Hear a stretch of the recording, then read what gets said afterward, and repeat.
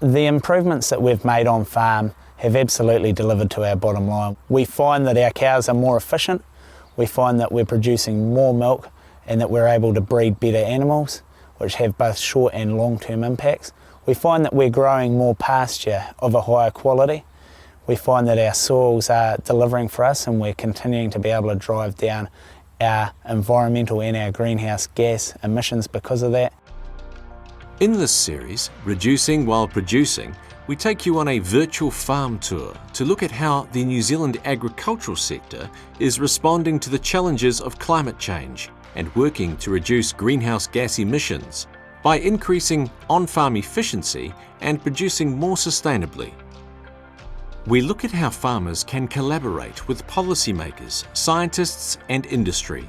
I think at the heart of what we've tried to do in New Zealand is base our policies on a climate goal. It's not just a matter of reducing emissions, it's containing global warming. Farmers are very adaptable people and we're always confronting challenges, but we need a pathway to recognise firstly what are our emissions? What's my number out here when I look at my livestock component and the methane emissions? He Waka Ikonawa will give me as a farmer some tools to use so that I can identify that, and then we can look at mitigation strategies and ways that we can start to ramp back those emissions.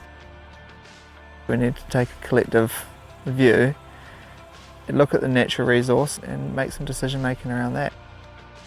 The collaboration between researchers and farmers and policymakers is absolutely critical going forward. It's something I feel really passionate about because there are intricacies in terms of how decisions and regulation are able to be implemented on farm. It's very important for Māori to be part of the equation around greenhouse gases. It's very important to have that engagement and that political engagement. If we want to get people together, the first thing I think is that people have to leave egos at the door, because sometimes I think scientists think they know everything, sometimes I think policy people think they know everything, and sometimes I think farmers think they know everything. So, you know, if we can at least be open and willing to listen and try to understand, I have no doubt we'll get to the right answers. We look at the need to innovate and take a science-led approach to our climate challenges. It was science here in the Taupō catchment that finally got farmers to truly understand the impact of their farming systems.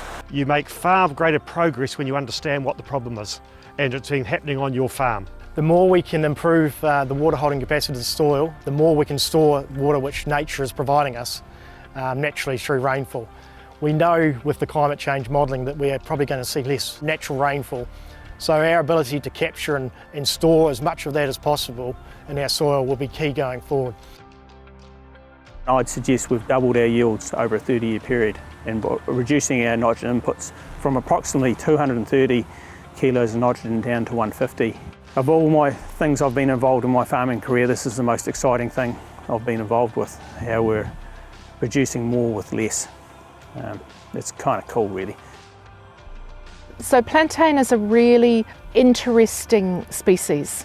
Effectively, at the end of the day, we see a lower environmental footprint because we see lower nitrate leaching and possibly lower nitrous oxide, which is one of the greenhouse gases, from when plantain is grown and fed to animals.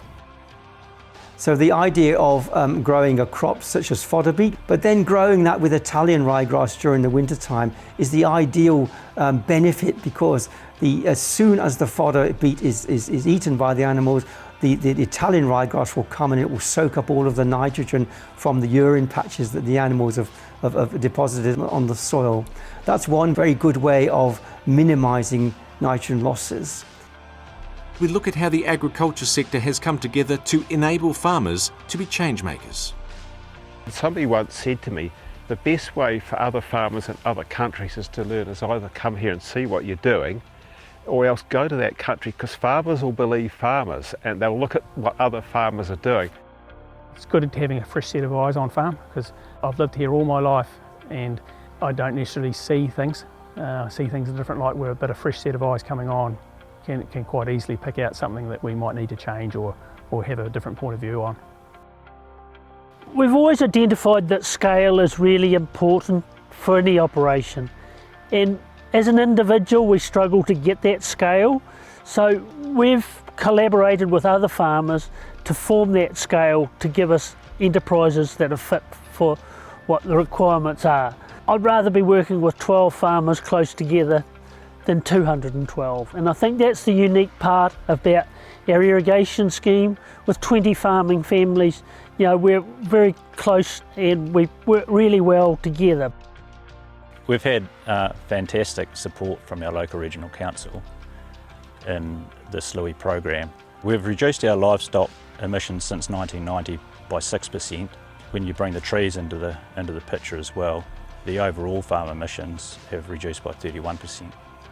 Both Mick and I were very passionate about strong rural communities and how we look after each other, and that's, you know, economically, socially, culturally and environmentally, and we see that playing out just in our small valley with a community care group now where like-minded neighbours are all really keen to see a lighter touch and help work to improve our environment, and collectively doing that with a bit of fun.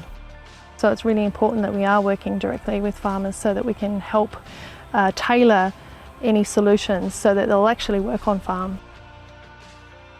I think there's a raft of learning for us all to understand, and the more we can understand that, the more we can start to solve some of these problems of greenhouse gases and carbon. The New Zealand agricultural community has come together to collectively rise to the challenge to reduce greenhouse gas emissions and achieve our climate goals. What could collaboration, innovation and the right support enable you to achieve? Join the discussion.